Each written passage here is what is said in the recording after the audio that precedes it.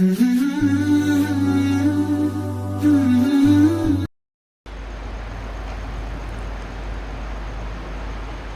الحمد لله نحمده ونستعينه ونستغفره ونعوذ بالله من شرور أنفسنا ومن سيئات أعمالنا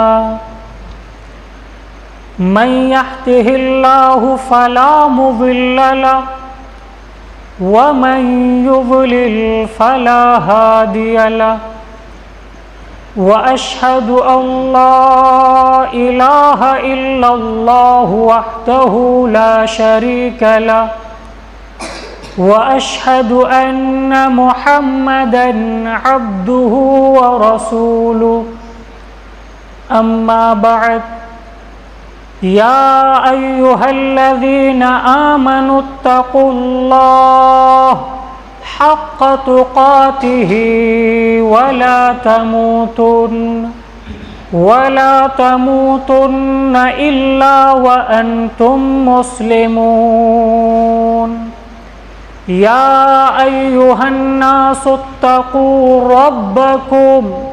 ربكم الذي خلقكم من نفس واحدة وخلق منها زوجها وبث منهما رجالا كثيرا ونساء واتقوا الله الذي تساءلون به والأرحام إن الله كان عليكم رقيبا يا أيها الذين آمنوا اتقوا الله وقولوا قولا سديدا يصلح لكم أعمالكم ويغفر لكم ذنوبكم ومن يطع الله ورسوله فقد فاز فوزا عظيما أما بعد أعوذ بالله من الشيطان الرجيم بسم الله الرحمن الرحيم يرفع الله الذين آمنوا منكم وأوتوا العلم درجات۔ محترم مصلیان گرامی قدر، سن رہی خواتین اسلام، میری ماں اور بہنوں،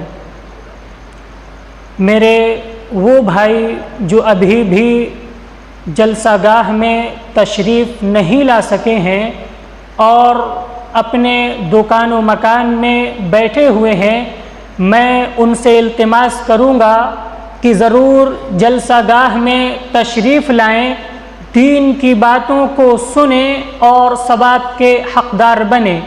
اسی طریقے سے میری وہ مائیں جو ابھی بھی اپنے گھر کے کام کاج میں بزی ہیں، میں ان سے بھی التماس کروں گا کہ وہ جلسہ گاہ میں تشریف لائیں، دینی باتیں سماعت کریں اور ثواب کی حقدار بنیں۔ محترم مصلیان گرامی قدر، موضوع خطابت ہے علم کی اہمیت اور فضیلت۔ یاد رہے آج کے اس عنوان پر پہلا نقطہ اور پہلا پوائنٹ یہ ہوگا کہ علم کی اہمیت کیا ہے۔ دوسرا پوائنٹ یہ ہوگا کہ علم کی اہمیت میں ہمارے اسلاف نے کیا قربانیاں پیش کی ہیں۔ اسی طریقے سے تیسرا نقطہ اور آخری پوائنٹ یہ ہوگا کہ علم کی فضیلت کیا ہے۔ محترم سامعین، امت محمدیہ کی شریعت کا آغاز جس وحی کے ذریعہ سے ہوا وہ وحی اقرأ بسم ربک الذی خلق تھی، جس کا تعلق علم سے تھا۔ اس وقت سے لے کر آج تک تعلیم کا سلسلہ چلا آ رہا ہے۔ محترم سامعین، یہی وہ تعلیم ہے جس کے ذریعہ سے ایک انسان بلندی کے ان مقامات کو پہنچ سکتا ہے جہاں پر بغیر علم کے پہنچنا مشکل ہی نہیں، ناممکن اور محال ہے۔ جیسا کہ رب کائنات نے بالکل واضح اور صاف انداز میں فرمایا، یرفع اللہ الذین آمنوا منکم والذین اوتوا العلم درجات، کہ اللہ رب العالمین اہل ایمان اور اہل علم کے درجات کو بلند کرے گا۔ ایسے لوگ جو لوگ اہل ایمان ہیں، اسی طریقے سے ایسے لوگ جو لوگ اہل علم ہیں، ان لوگوں کو اللہ رب العالمین ایک عہدہ دے گا، ایک رتبہ دے گا، ایک مقام دے گا، کیونکہ یہی وہ علم ہے جس کے ذریعہ سے ایک انسان کے دل میں نیکی کا شوق، نیکی کا ذوق، نیکی کی ہمت اس انسان کے اندر پیدا ہوتی ہے۔ یہی وہ علم ہے جس کے ذریعہ سے ایک انسان اللہ تعالی کی محبت کو حاصل کر سکتا ہے۔ یہی وہ علم ہے جس کے ذریعہ سے ایک انسان جان سکتا ہے کہ کس طریقے سے اللہ رب العالمین سے محبت کی جائے۔ یہی وہ علم ہے جس کے ذریعہ سے ایک انسان اللہ رب العالمین کی رضا اور اس کی خوشنودی حاصل کر سکتا ہے۔ میرے بھائیو، یہی وہ علم ہے جو انسان اور جانوروں کے درمیان فرق کو واضح کرتا ہے۔ یہی وہ علم ہے جس کے ذریعہ سے اللہ رب العالمین جنت کے راستوں کو آسان کر دیتا ہے۔ میں نہیں کہتا، محمد عربی جناب محمد الرسول اللہ صلی اللہ علیہ وسلم کا فرمان کہتا ہے، من سلک طریقا یلتمس فیہ علما سہل اللہ لہ بہ طریقا الی الجنہ۔ وہ انسان جو علم کے راستے پر نکلتا ہے، وہ انسان جس انسان کے دل میں علم حاصل کرنے کا شوق، جذبہ اور ہمت پیدا ہوتی ہے، سہل اللہ لہ بہ طریقا الی الجنہ، اللہ رب العالمین اس انسان کے لیے جنت کے راستوں کو آسان کر دیتا ہے۔ یہ حدیث علم کی اہمیت کو واضح کرتی ہے۔ میرے بھائیو، علم کی اہمیت یہیں سے ختم نہیں ہو جاتی۔ ایک وہ انسان جو اپنے آپ کو علم کے لیے سونپ دے، اپنا تن، من، دھن، سب کچھ علم کے لیے قربان کر دے، اور پھر اس کی پوری زندگی علم کے لیے قربان ہو جائے، وہ انسان شہادت کا درجہ پاتا ہے۔ یہ بات بھی، یہ حدیث بھی ہمیں علم کی اہمیت کو واضح کرتی ہے۔ علم کی اہمیت یہیں سے ختم نہیں ہو جاتی۔ علم وہ بیش بہا نعمت ہے جو عالم اور جاہل کے درمیان فرق کو واضح کرتا ہے اور عالموں کے مقام کو اونچا بتاتا ہے، عالموں کو ایک فائق درجے پر رکھتا ہے۔ میں نہیں کہتا، رب کائنات کا فرمان کہتا ہے، قُلْ هَلْ يَسْتَوِي الَّذِينَ يَعْلَمُونَ وَالَّذِينَ لَا يَعْلَمُونَ۔ یاد رکھنا اے نبی جناب محمد الرسول اللہ صلی اللہ علیہ وسلم، آپ لوگوں کو بتا دیجئے کہ جاننے والے اور نہ جاننے والے، پڑھے لکھے اور ان پڑھ لوگ دونوں کی دونوں برابر نہیں ہو سکتے ہیں۔ میرے بھائیوں، یہی وہ علم ہے جس کے ذریعہ سے ہمارے اسلاف نے وہ علمی کارنامے انجام دیے جن کے علمی کارناموں سے رہتی دنیا تک کے لوگ مستفید ہوں گے، اور ان کے علمی کارناموں کو، علمی کارناموں کے گن گائے جاتے رہیں گے میرے بھائیوں۔ لیکن جیسے جیسے اس دنیا نے ترقی کرنا شروع کر دی، ویسے ویسے ہم لوگ اس دنیا کی رنگینیوں میں کھو چکے ہیں میرے بھائیوں۔ آج ہم اپنے مقصد اصلی کو بھول کر کے دنیا کے پرفریب نعروں کے پیچھے بھاگ رہے ہیں۔ ایک وہ مسلمان تھے جن مسلمانوں نے تعلیم پہ پوری کی پوری زندگی صرف کر دی، ایک وہ مسلمان تھے جن مسلمانوں نے اعلیٰ سے اعلیٰ تعلیم حاصل کی تھی، ایک وہ مسلمان تھے جن مسلمانوں نے درخت کے پتے چبا چبا کر کے علم حاصل کیا تھا، ایک وہ مسلمان تھے جن مسلمانوں نے چمڑے کو چوس چوس کر کے علم حاصل کیا تھا میرے بھائیوں۔ قربان جاؤ حضرت ابو ہریرہ رضی اللہ عنہ کی زندگی پر، جن کے متعلق آتا ہے کہ انہیں علم حدیث سیکھنے کا بڑا شوق تھا، علم حدیث سے بڑی محبت تھی، بڑی الفت تھی، بڑا پیار تھا، لیکن غربت کا وہ عالم تھا، تنگ دستی کا وہ عالم تھا کہ کھانے کے لیے لالے پڑتے تھے، ایک وقت کے کھانے کے لیے لالے پڑتے تھے، اور مسجد نبوی میں علم حاصل کرتے کرتے کھانا نہیں کھاتے تھے تو مسجد نبوی کے اندر بے ہوش ہو کر کے گر پڑتے تھے میرے بھائیوں۔ یہ ہمارے اسلاف تھے جن کے اندر علم حاصل کرنے کا وہ شوق تھا، وہ ہمت تھی۔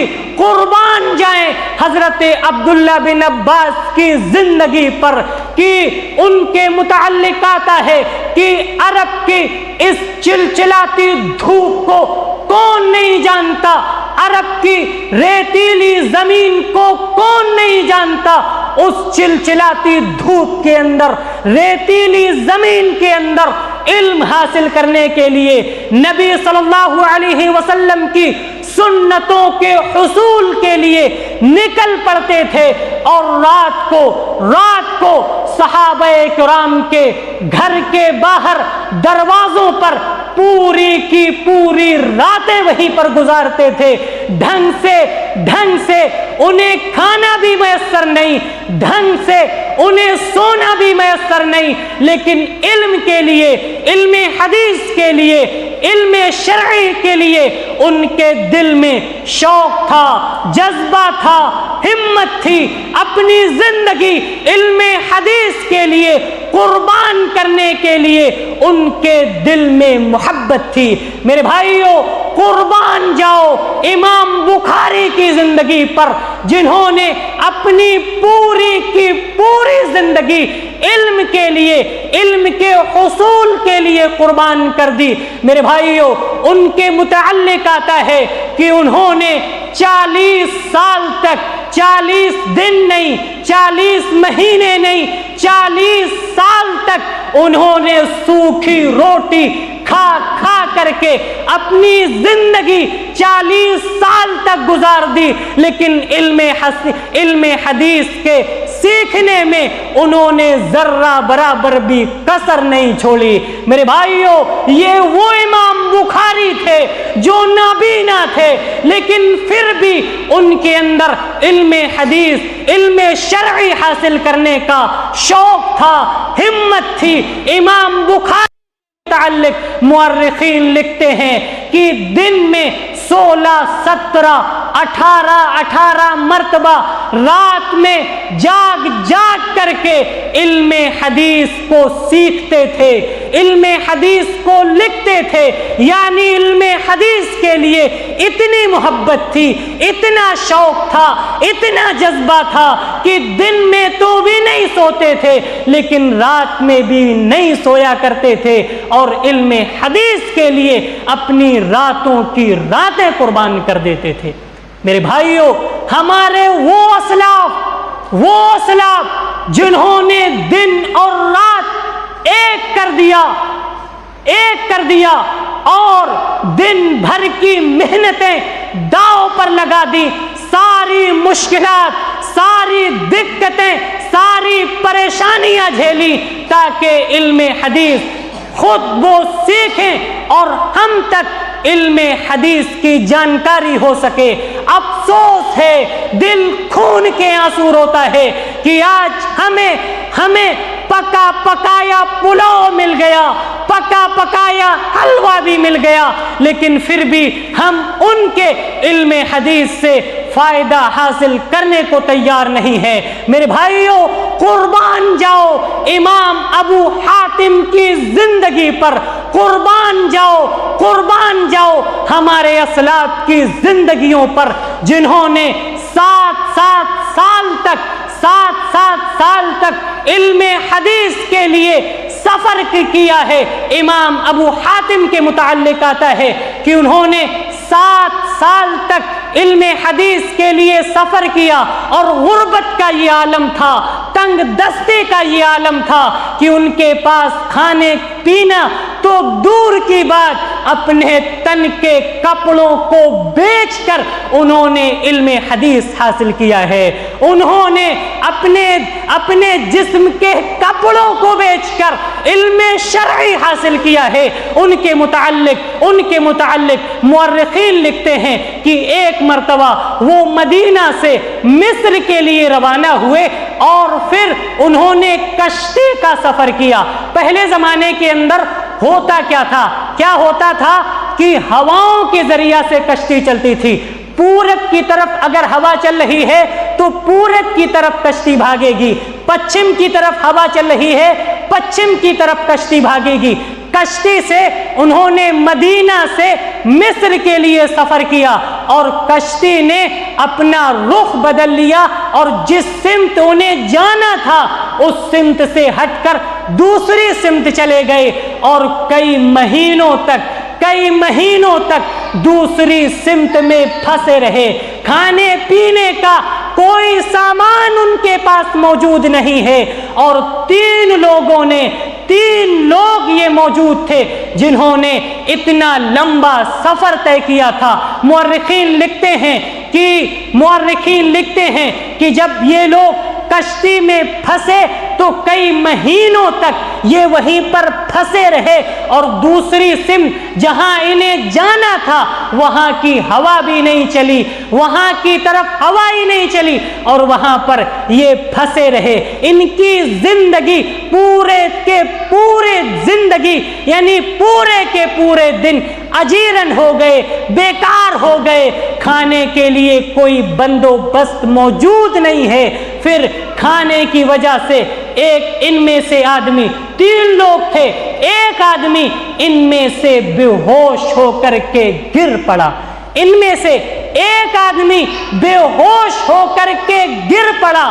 اس کے بعد وہ لکھتے ہیں کہ میرے پاس اتنی طاقت نہیں تھی، میرے پاس اتنا کھانے کا سامان نہیں تھا، میرے اندر اتنی قوت نہیں تھی، کیونکہ میں نے کھانا نہیں کھایا تھا کہ انہیں تھوڑا سا اپنے ہاتھوں میں اٹھا کر دوسری طرف لے جایا جا سکے، ہاتھوں میں اٹھا کر انہیں گھر کی طرف لے جایا جا سکے۔ نہ میرے پاس اتنی طاقت تھی، اور یہ بھوک کی ہی وجہ سے بے ہوش ہو کر کے گر پڑے۔ ہم میں سے جو 2 آدمی اور بچے، ہم آگے کو چل پڑے۔ اس کے بعد ان میں سے ایک اور آدمی امام ابو حاتم، وہ بھی بھوک کی شدت کی وجہ سے، پیاس کی شدت کی وجہ سے وہ بھی بے ہوش ہو کر کے گر پڑے۔ میرے بھائیوں، اتنا غربت کا عالم تھا، اتنا تنگ دستی کا عالم تھا. اب ان میں سے ایک آدمی اور بچتا ہے, ایک آدمی اور بچتا ہے. وہ ان دونوں کو چھوڑ کر کے اس لیے نکل پڑا کیونکہ اس تیسرے کے اندر بھی اتنی طاقت نہیں تھی, کیونکہ انہوں نے کھایا نہیں تھا کہ وہ ان کو اٹھا کر کے ہاتھوں میں لاد کر کے لے جا سکے. تو وہ اس لیے چھوڑ کر کے چلے گئے, شاید کوئی قافلہ گزرے جو ان کو کھلائے پلائے تو ہوش میں آئے, اور لگ ایسا رہا تھا کہ یہ بس اللہ سے جا ملے. ان دونوں کا انتقال ہو گیا, شاید کوئی قافلہ گزرے جو ان کو ان کا کفن دفن یہی کر دے. تو اب ان میں سے ایک بچتا ہے, وہ چلا جاتا ہے. اس کے بعد بھاگتے بھاگتے بھاگتے بھاگتے مورخین لکھتے ہیں کہ ان کو ایک قافلہ نظر آتا ہے. قافلہ پہچان لیتا ہے کہ ضرور یہ بھوک کی تنگ دستی کی وجہ سے ہے. ان کے چہرے بالکل پیلے پڑ چکے تھے کیونکہ کئی مہینوں کھانا نہیں کھایا تھا. انہوں نے کہا, اے قافلے والو, میں تو پھر بھی اتنا نہیں ہوں. مجھ سے پہلے دو میرے بھائی ایسے ہیں جو بھوک اور پیاس کی وجہ سے علم کے لیے نکلے تھے, علم حصول کے لیے نکلے تھے, اور بے ہوش ہو کر کے گر پڑے ہیں. اللہ جانے وہ زندہ ہیں یا مر چکے ہیں. تو میری فکر چھوڑ کر ان کی طرف روانہ ہو. بھاگتے بھاگتے جن دو لوگوں کو چھوڑ کر کے آئے تھے ان میں سے ایک آدمی کی طرف گئے, اس کو پانی پلایا, وہ ہوش میں آ گیا. اس نے کہا, مجھے چھوڑو, مجھ سے زیادہ پہلے ایک اور آدمی مجھ سے پہلے بے ہوش ہو کر بھوک اور پیاس کی وجہ سے بے ہوش ہو کر گر پڑا ہے. چلو اس کی طرف چلتے ہیں. پھر تیسرے کی طرف چلتے ہیں, اس کو پانی پلایا جاتا ہے, اور پھر وہ بھی انسان ہوش میں آ جاتا ہے. اور اللہ کا کرم یہ ہوا کہ تینوں کے تینوں لوگوں کی جان بچ گئی. اللہ اکبر. یہ قربانیاں تھیں ہمارے اسلاف کی, یہ محنتیں تھیں ہمارے اسلاف کی. آج ہم انہی کے علم سے انہی کے علم سے مستفید ہونے کو تیار نہیں ہیں. میرے بھائیوں, آج انہی کے علم کی امانت کو ہم ضائع کر رہے ہیں, برباد کر رہے ہیں, ان کی قربانیوں پر ہم پانی پھیر رہے ہیں. میرے بھائیوں, ایک وہ مسلمان تھے جن مسلمانوں کو کنتم خیر امت اخرجت للناس کہہ کر کے خیر امت کہا گیا تھا, جس امت کے نونہالوں کو لوگوں کے مفاد کے لیے پیدا کیا گیا تھا. آج وہی لوگ دوسروں کے محتاج بنے بیٹھے ہیں, آج وہی لوگ دوسروں کے غلام بنے بیٹھے ہیں. کیوں غلام بنے بیٹھے ہیں میرے بھائیوں؟ کیونکہ جب ہمارا بچہ پیدا ہوتا ہے تو اس بچے کے لیے ہمارے ٹارگیٹ بن جاتے ہیں, ہمارے سپنے بن جاتے ہیں کہ ان کو انجینئر بنایا جائے. ہمارا ٹارگیٹ بن جاتا ہے کہ ان بچوں کو ایڈووکیٹ بنایا جائے. ہمارا سپنا بن جاتا ہے کہ ان بچوں کو انجینئر بنایا جائے, ان بچوں کو ڈاکٹر بنایا جائے, ان بچوں کو علم دین حاصل کرنے کے لیے نہیں سونپا جاتا. آج جو ہم دوسروں کے غلام بنے بیٹھے ہیں, دوسروں کے علم کے محتاج بنے بیٹھے ہیں, دوسروں کے پروڈکٹ کے ضرورت مند بنے بیٹھے ہیں, وجہ کیا ہے؟ وجہ صاف ہے. کیونکہ جب ہمارے بچے پیدا ہوتے ہیں تو کبھی ہم اپنے بچوں کو ہوٹلوں کی زینت بنا دیتے ہیں, کبھی ہم اپنے بچوں کو ریسٹورنٹ پر برتن مانجنے پر مجبور کر دیتے ہیں. کبھی ہمارے بچے سڑکوں پر رکشہ چلاتے ہوئے نظر آتے ہیں, سڑکوں کی زینت بنتے نظر آتے ہیں. میرے بھائیوں, آج ہمارے سماج کی کڑوی حقیقت یہ ہے, آج ہمارے سماج کی کڑوی حقیقت یہ ہے کہ اپنے بچوں کو علم دین سے دور رکھا جاتا ہے، ہمارے بچوں کو دین سے کوسوں دور رکھا جاتا ہے، ہم خود علم دین سے بھاگتے ہیں، علم دین سے کوسوں دور ہیں، اور دھیرے دھیرے دینی تعلیم، دینی تربیت ہمارے سماج سے گھٹتی چلی جا رہی ہے۔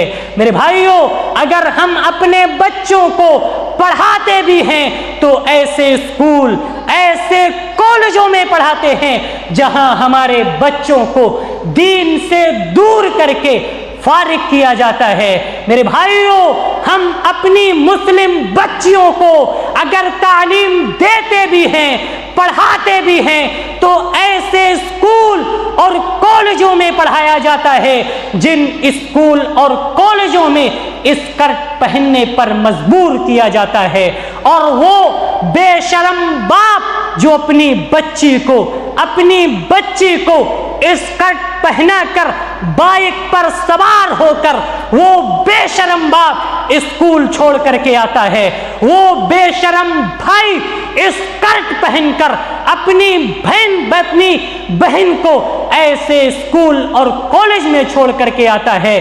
میرے بھائیوں، اور ہماری بچیاں، ہماری بہنیں منی اسکرٹ پہننے پر فخر محسوس کرتی ہیں، ناز محسوس کرتی ہیں، باپ خوش ہوتا ہے انہیں بائک پر منی اسکرٹ پہنا کر اسکول لے جانے میں۔ ہم ان کو اسکرٹ پہنا کر اسکول اور کالج ضرور لے جاتے ہیں، لیکن یاد رکھنا، گلیوں میں، محلوں میں جو لفنگے بیٹھے ہیں وہ آپ کی بہن بیٹیوں کو، ہماری بہن بیٹیوں کو دیکھ کر سیٹیاں بجاتے ہیں، ہماری بہن بیٹیوں کے جسم کو دیکھ کر خوش ہوتے ہیں۔ کیونکہ ہم اپنی بہن بیٹیوں کو ایسے اسکول اور کالجوں میں پڑھایا جا رہا ہے، پڑھاتے ہیں جہاں پر انہیں علم دین کی تربیت اور علم دین کا ڈوز نہیں دیا جاتا۔ یاد رکھنا، جو آج ہمارے سماج کی مسلم لڑکیاں مرتد ہو رہی ہیں، اسلام سے بھاگ رہی ہیں، بڑی وجہ یہ ہے، بڑا سبب یہ ہے کہ وہ ہماری بچیاں علم دین سے کوسوں دور ہیں۔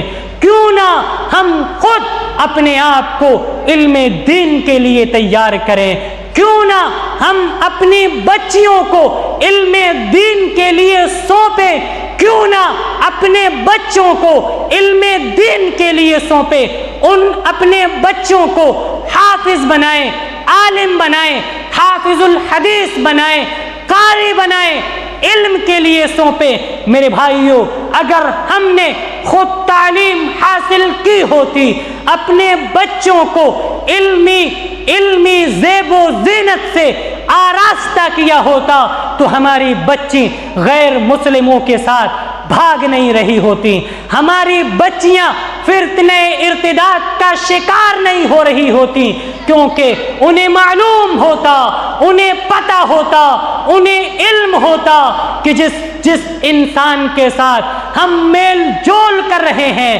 جس انسان کے ساتھ ہم عیاشیاں کر رہے ہیں، وہ اسلام کا دشمن ہے، وہ اسلام کے لیے زہر کا کام کر رہا ہے، وہ اسلام کے لیے زہریلا پودا ہے۔ لیکن ہم نے اپنے بچوں کو، اپنی بچیوں کو، خود کو علم دین سے دور رکھا، اور نتیجہ آج ہماری آنکھوں کے سامنے ہے۔ میرے بھائیوں، جو آج ہماری بچیاں مرتد ہو رہی ہیں، بڑی وجہ یہ ہے کہ آج ان کی بری صحبت، یہ ان کی بڑی وجہ ہے۔ اگر ہم نے اپنی بچیوں کو علم دین سکھا کر کے انہیں اچھی صحبت دی ہوتی، انہیں بہترین طریقے بتائے ہوتے، انہیں بتایا ہوتا کہ کون سا کام صحیح ہے، کون سا کام غلط ہے، کون انسان اس دنیا میں صحیح ہے، اور کتنے لوگ ڈاکو بن کر آپ کی عزتوں کو چھالیں گے، کتنے لوگ جان بن کر آپ کو بھونکنے کا کام کریں گے۔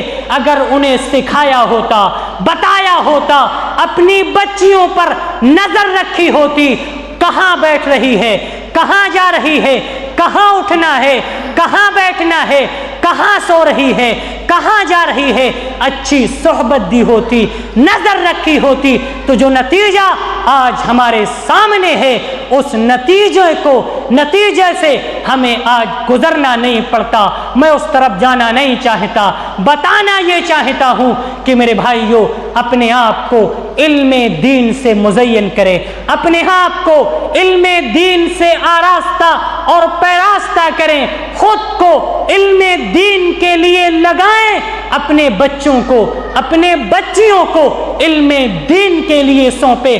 اہل علم کی بڑی قدر و منزلت ہے، طلاب کی بڑا مقام و مرتبہ ہے۔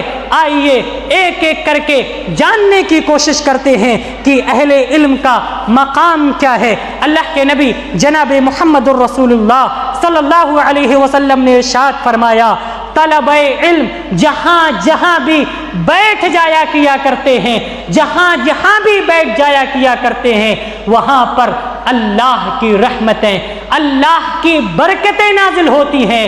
وہیں پر فرشتے آ کر کے اپنے پروں کے ذریعہ سے ان کی مجلسوں کو گھیر لیتے ہیں۔ یہ مقام ہے علم دین کے حاصل کرنے والوں کا، یہ عہدہ ہے، یہ منصب ہے، یہ مقام ہے۔ کیوں ہم اپنے بچوں کو حافظ بنانا نہیں چاہتے؟ کیوں اپنے بچوں کو، خود کو علم دین سے آراستہ کرنا نہیں چاہتے؟ اللہ کے نبی جناب محمد الرسول اللہ صلی اللہ علیہ وسلم نے ارشاد فرمایا، وَمَا اجْتَمَعَ قَوْمٌ فِي بَيْتٍ مِّن بُيُوتِ اللَّهِ، کہ اللہ تعالیٰ کے گھروں میں سے کسی بھی گھر میں کوئی قوم جمع ہوتی ہے، کوئی انسان اکٹھا ہوتا ہے، یتلون کتاب اللہ، اور اللہ کی کتاب کی تلاوت کرتی ہے، اس کو پڑھتی ہے، وَيَتَدَارَسُونَ بَيْنَهُمْ، اور اس کے درس کا آپس میں مذاکرہ کرتی ہے، چاہے وہ درس کو دیتی ہے یا درس کو سنتی ہے، اِلَّا نَزَلَتْ عَلَيْهِمُ السَّكِینَةُ، اس محفل کے اندر، اس مجلس کے اندر اللہ کی سکونت نازل ہوتی ہے، اللہ کی سکونت نازل ہوتی ہے، وَغَشِيتُهُمُ الرَّحْمَةُ، اور اللہ کی رحمت نازل ہوتی ہے۔ اس کے بعد کہا وَحَفَّتْهُمُ الْمَلَائِکَةُ، اور اسی طریقے سے اس محفل کے اندر اللہ تعالیٰ کے محبوب فرشتے گھیر لیتے ہیں، وَذَكَرَهُمُ اللَّهُ فِي مَنْ عِندَهُ، اور اللہ رب العالمین اپنے محبوب فرشتوں کے اندر ان لوگوں کا تذکرہ کرتا ہے، ان لوگوں کے ناموں کو بیان کرتا ہے۔ یہ فضیلت ہے اہل علم کی، یہ مقام ہے اہل علم کا۔ اہل علم کی فضیلت یہیں سے ختم نہیں ہو جاتی۔ اللہ کے نبی جناب محمد الرسول اللہ صلی اللہ علیہ وسلم نے ارشاد فرمایا، وَإِنَّ الْعَالِمَ لَيَسْتَغْفِرُ لَهُ مَا فِي السَّمَاوَاتِ وَالْأَرْضِ، یاد رکھنا زمین کے اندر، آسمان کے اندر جتنی بھی مخلوقات ہے، چرند، پرند، درند، یہاں تک کہ زمین پر چلنے والی یہ کالی چونٹیاں اہل علم کے لیے دعائیں مغفرت کرتی ہیں۔ یہ زمین پر چلنے والی کالی چونٹیاں اہل علم کے لیے مغفرت کرتی ہیں، رحمت کی دعا کرتی ہیں، ان کے گناہوں کی بخشش کا مطالبہ کرتی ہیں۔ اس کے بعد کہا سمندر کے اندر موجود یہ مچھلیاں بھی اہل علم کے لیے، طلباء کے لیے، علم کے حاصل کرنے والے لوگوں کے لیے دعائیں مغفرت کرتی ہیں۔ میرے بھائیوں، یہ مقام ہے، یہ عہدہ ہے، یہ فضیلت ہے، یہ منصب ہے۔ سچ کہا تھا کسی نے کہ یہ علماء اس امت کا چراغ ہیں، یہ علماء انبیاء کے وارث ہیں۔ ان علماء کی قدر کر لو، ان علماء کے مقام کو سمجھو۔ یاد رکھنا جب تک علماء زندہ ہیں تب تک یہ دنیا زندہ ہے، جب تک علماء زندہ ہیں تب تک یہ دنیا زندہ ہے۔ جس دن علماء چلے گئے اللہ کی قسم یہ دنیا چلی جائے گی۔